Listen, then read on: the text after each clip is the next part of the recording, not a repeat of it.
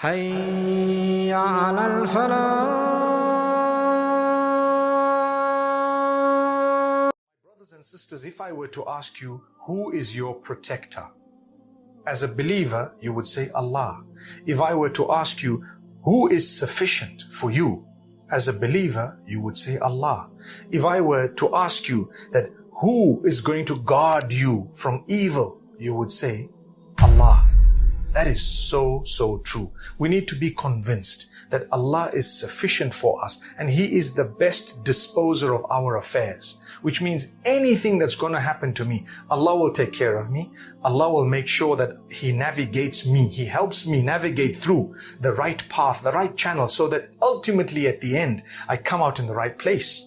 Subhanallah. So I might be going through a few obstacles and hurdles right now, but I'm going to come out in paradise. I'm going to come out in a much better place. These days will not last forever. When the Prophet ﷺ was faced with an army that he was told about, that was well equipped, that was heading in his direction, he made one supplication, the same supplication that was made by the Prophet Abraham, may peace be upon him, when he was cast into the hot burning flame by his own father. He said, Hasbunallahu wa ni'mal wakil. Allah is sufficient for us and He is the best disposer of our affairs. As a result, Allah granted Ibrahim alayhi salam safety and security. And as a result, Allah granted the Prophet Muhammad, peace be upon him, and his people, the companions, Allah granted them victory. Yes, the war took place, but guess what? They won. They won the war against all odds. We've spoken about the Battle of Badr, against all odds. So many times this has happened. And ultimately, finally, what happened? Look where Islam is today. Look at the victory of Mecca.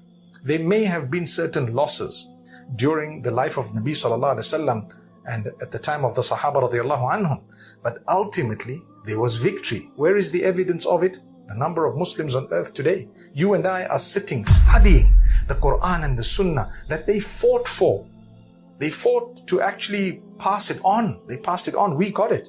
That's a victory. That's a great success. Some of them lost their lives. Allah will grant them martyrdom and Jannah. But they delivered the goods. They struggled for many years. They lost some of the battles. Subhanallah. But ultimately they were victorious. The purpose was achieved. Subhanallah. So this is a dua you need to constantly read when you're feeling unsafe, when you get some bad news, when you're feeling insecure. Allah will heal you. Just call out to Allah, Hasbunallahu wa ni'mal wakil. The minute you hear someone is threatening you, Hasbunallahu wa ni'mal wakil. You're threatening me, Allah is sufficient for me and He is the best disposer of my affairs. Allah says there is nothing that anyone can do against you. Nothing. So Allah will comfort you, heal you. Allah gives you the hope, and I'm convinced nothing can ever happen to me except that which Allah has willed. Allah wills something, nothing can stop it. Allah did not will something, nobody can do it. May Allah subhanahu wa ta'ala grant us from that beautiful comfort. Now, in life we sometimes hear bad words against us, and really bad words, and people harass us and they trouble us because of our belief. I'm a Muslim. To practice Islam is not easy. Sometimes I may be a Muslim in a family that's not Muslim, that doesn't accept the fact that I'm a Muslim. Sometimes I may be a Muslim in a family of Muslims who are not practicing, and I want to practice and they simply don't want. And sometimes I'm struggling because I'm the only one in my society. Maybe I'm living in a country that has rules that are so backward that they don't allow people to practice their faith. Subhanallah. What do I do? Well, Allah has told us about this. Allah says to the Messenger, peace be upon him, verse number 186 of Surah Al Imran. Allah says, وَلَتَسْمَعُنَّ مِنَ الَّذِينَ أُوتُوا الْكِتَابَ مِنْ قَبْلِكُمْ وَمِنَ الَّذِينَ أَشْرَكُوا أَذًى كَثِيرًا. Allah says, you will hear from people of other faiths, perhaps the Jews, the Christians, and even the polytheists. Allah says, you will hear from them a lot of adha. You will hear a lot of harm, rumors. They will say false things. They will say the worst of things. They will harass you. They will trouble you. They will probably not allow you at some point to even follow your faith and so on. Allah says, وَإِن تَصْبِرُوا وَتَتَّقُوا فَإِنَّ ذَلِكَ مِنْ عَزْمِ الْأُمُورِ. If you bear sabr and taqwa, same two qualities we've been speaking about for so many days. So this element of sabr and taqwa is actually an element of healing. Allah wants you to worship Him, bear patience, practice restraint, and develop a relationship with Him. Continue fulfilling your obligations unto Allah. Subhanallah. Allah says, وَإِن تَصْبِرُوا وَتَتَّقُوا. If you have sabr and taqwa, that's the best thing you could do. Allah says, we know that they're going to talk about you. They're going to make it difficult for you. They're going to say very nasty things about you. They say nasty things about the Prophet Muhammad sallallahu alaihi wasallam. They say totally unfounded things about Islam, about the Quran. Allah says, wait, take it in your stride. We will clear it. We will clarify it. As for the Quran, there is no chance that they can enter it with any negativity. Because Allah says, we revealed the book. We will protect it. That's what Allah says. So I don't need to worry. Same applies where Allah subhanahu wa ta'ala is telling us, bear sabr and taqwa, no matter what they've said, it's not going to affect you by the will of Allah subhanahu wa ta'ala.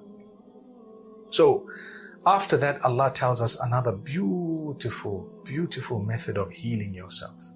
And that is to contemplate over the creation of Allah, the skies, the earth, the rivers, the oceans, subhanallah, the mountains, the greenery, the plants, the flowers, the animals, the birds, the fish, the human beings, subhanallah, the creation of Allah. Think about the day, the night, the planets. Subhanallah. What Allah has created. Look at the moon. Look at everything and think about the greatness of the one who made all those things. Ibrahim alayhi salam looked at the sun and the moon and the stars. And subhanallah, it drew him, it led him to worshipping the maker of all of that. And it developed a beautiful bond for him with Allah subhanahu wa ta'ala. So Allah is telling us in verse number 190 of Surah Al-Imran, Allah saying, إِنَّ فِي خَلْقِ السَّمَاوَاتِ وَالْأَرْضِ وَاخْتِلَافِ اللَّيْلِ وَالنَّهَارِ لَآيَاتٍ لِأُولِي الْأَلْبَابِ.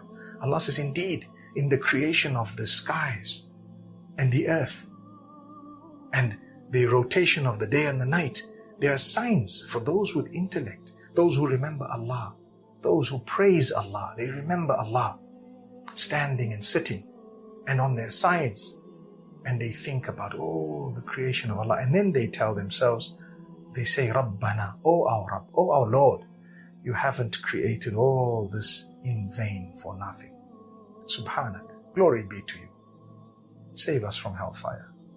The Creator is the one who will protect you, because He is the one you're going to return to. You were with Him before your date of birth, and you will be with Him after your date of death. As simple as that. So, wherever you were, Allah says, we're going to bring you back, and we're going to give you something even better, known as Jannatul Firdaus, paradise. So that is something that, my brothers and sisters, we always need to think about. You know, Allah tells us to ponder over the creation. Look at nature, go out, see, think. Because He who made all of this is far greater than anything that anyone else has made. Subhanallah.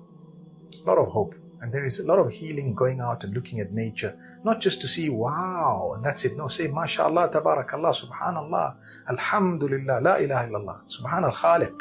All praise is due to Allah. Look at the Creator. And towards the end of that surah, Surah Al-Imran, Allah tells us, don't become obsessed by what we've given others. We've given the believers and the disbelievers. When we've given the disbelievers, don't become obsessed and think that's a sign of our pleasure. Allah says it's just a temporary moment of pleasure for them, and later on, they've lost. They wouldn't get anything. Allah says, you need to build your relationship with Allah. Perhaps yours is awaiting you later. Whatever Allah's given you here, be thankful. Don't become obsessed by what we've given others. And don't think for a moment it's a sign of our happiness with them. It's just a sign we've given them for whatever reason. Later on, we will give you, perhaps, in the hereafter. May Allah grant us all Jannatul.